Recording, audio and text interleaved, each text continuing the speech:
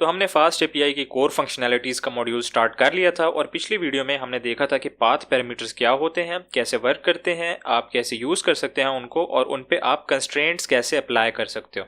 इस वीडियो में हम देखेंगे पाथ पैरामीटर्स से एक मिलता जुलता कॉन्सेप्ट जो कि है आपके क्वेरी पैरामीटर्स। दोनों चीज़ें काफ़ी मिलती जुलती हैं। हम ये भी देख लेंगे कि साथ कहाँ पर ये डिफ़र करते हैं और कहाँ पर ये बिल्कुल सेम होते हैं। हम देखेंगे क्वेरी पैरामीटर्स कैसे बनते हैं, ऑप्शनल और रिक्वायर्ड पैरामीटर्स में फ़र्क क्या होता है, डिफ़ॉल्ट वैल्यूज़ क्या होती हैं और वैलिडेशन आपने कैसे करनी है अपने क्वेरी पैरामीटर्स की। तो टाइम नहीं ज़ाया करते, शुरू करते हैं। तो सबसे पहले मैं आपको दिखाना चाहता हूँ कि भाई क्वेरी पैरामीटर्स असल में होते क्या हैं। मैं क्या करूँगा, इधर सिंपल एक इमेज सर्च कर लूँगा, नेचर इमेज, और रिस्पॉन्स आने के बाद आप देखो कि जो मेरा URL है इसके ऊपर क्या इफेक्ट पड़ा है। ये मेरी गूगल की डोमेन है www.google.com। इसके बाद मेरा राउट है सर्च या पाथ है मेरा सर्च, और फिर उसके बाद मेरा क्वेश्चन मार्क है और मेरे पास कुछ वैल्यूज आई हैं जो बिल्कुल वेरिएबल्स की तरह दिख रही हैं। क्यू की वैल्यू क्या है, नेचर प्लस इमेज। फिर उसके बाद मेरा एंड का सिंबल है। फिर RLZ की वैल्यू क्या है, कुछ ID टाइप की है जो कि यहाँ पर एंड हो रही है। फिर उसके बाद मेरी OQ है, उसकी वैल्यू क्या है, नेचर प्लस इमेज, जो कि यहाँ पर एंड हो रही है। फिर GSLCRP, इसकी भी कुछ बड़ी सी वैल्यू है। एंड पे हमारे पास IE है जिसकी वैल्यू क्या है, UTF-8। तो ये सारे जो हमारे हैं ना क्वेश्चन मार्क के बाद, इनको हम कहते हैं क्वेरी पैरामीटर्स।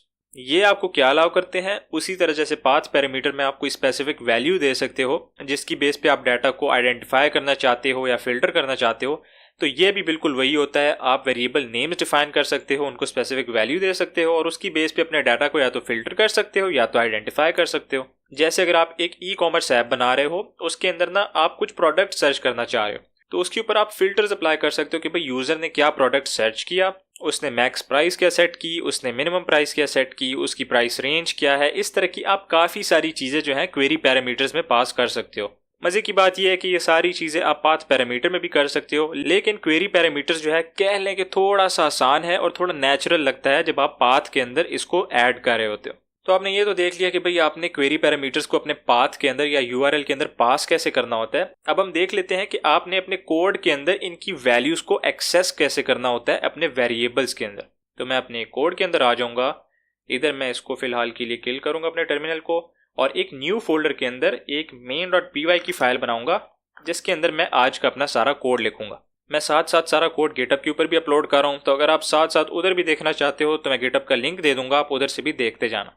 मैं यहाँ पर फास्ट एपीआई से अपनी फास्ट एपीआई की क्लास को इंपोर्ट कर लूँगा, फास्ट एपीआई। इधर एक ऐप बना लूँगा जो कि होगी फास्ट एपीआई, और इधर अपने राउट्स बनाऊँगा।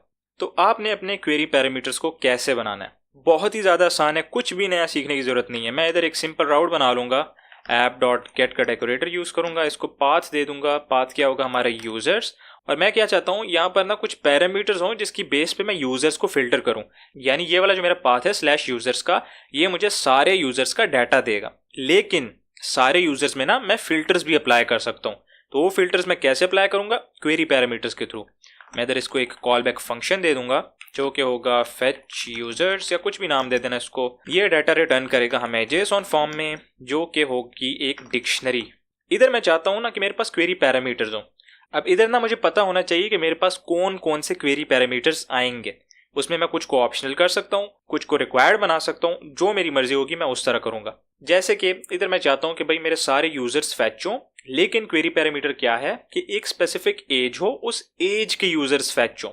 मैं क्या कर सकता हूँ, इधर एज का क्वेरी पैरामीटर बना सकता हूँ। बनाने के लिए मैं क्या करूँगा, सिंपल इधर एक एज पैरामीटर एक्सेप्ट करूँगा फंक्शन के अंदर, और उसकी टाइप बता दूंगा कि भाई ये इंटीजर होगी।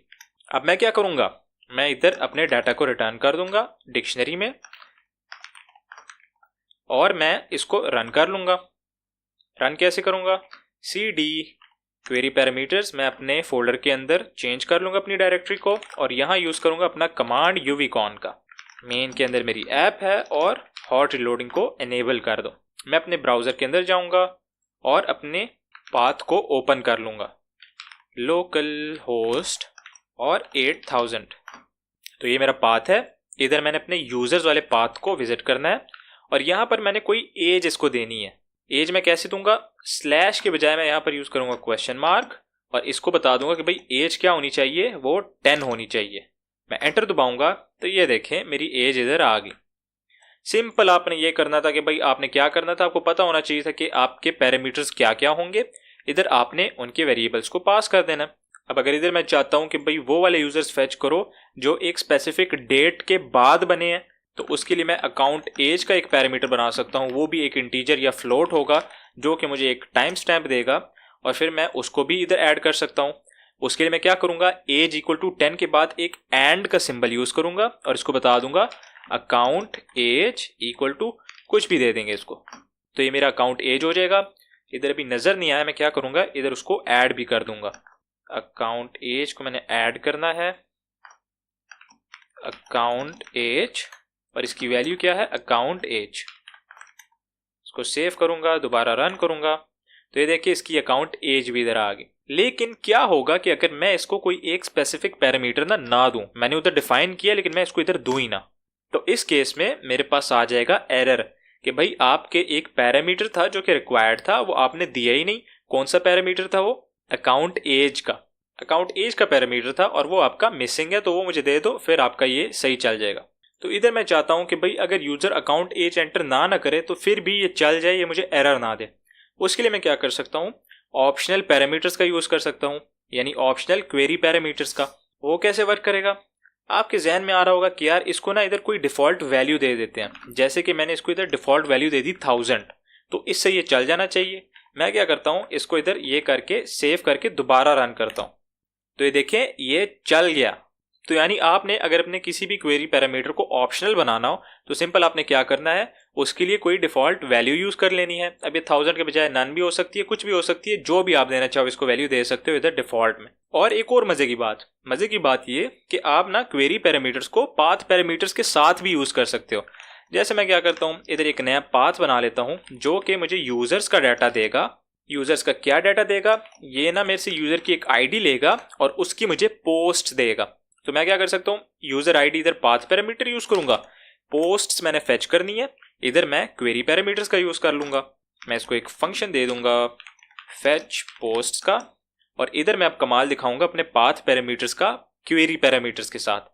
मैं इसको यूजर आईडी का एक पाथ पैरामीटर दूंगा जिसकी टाइप होगी इंटीजर, फिर उसके बाद मेरे पास क्वेरी पैरामीटर्स होंगे। क्वेरी पैरामीटर्स क्या होंगे वो मैं खुद इधर डिफाइन करूंगा। पोस्ट की कैटेगरी हो सकती है तो मैं इसको कैटेगरी का एक क्वेरी पैरामीटर दे दूंगा जिसकी टाइप होगी स्ट्रिंग। अपलोड डेट हो सकती है या क्रिएशन डेट हो सकती है, वो हमारी होगी टाइप इंटीजर या फ्लोटिंग की, क्योंकि हम इसको टाइम स्टैम्प देंगे। और इसके अलावा भी क्वेरी पैरामीटर्स हो सकते हैं, लेकिन फिलहाल के लिए ना हम इन्हीं दो को प्रोसेस कर लेते हैं। तो मैं क्या डाटा रिटर्न करूंगा, यूजर की आईडी रिटर्न करूंगा जो कि होगी यूजर आईडी, फिर मैं कैटेगरी को रिटर्न करूंगा जो कि होगी हमारे पास कैटेगरी, फिर मैं रिटर्न करूंगा क्रिएशन डेट को, क्रिएशन डेट जो कि हमारे पास होगी फ्लोटिंग नंबर। अब मैं इसको सेव करके दोबारा रन करूंगा। रन करने से पहले मैं इसको थोड़ा सा ना चेंज कर दूंगा यूजर्स, और इधर मैं कर लूंगा यूजर की आईडी, कोई भी आईडी दे दूंगा जैसे कि 200 होगी, फिर मैं इसको दूंगा पोस्ट और क्वेश्चन मार्क यूज करके मैं क्वेरी पैरामीटर्स यूज करूंगा।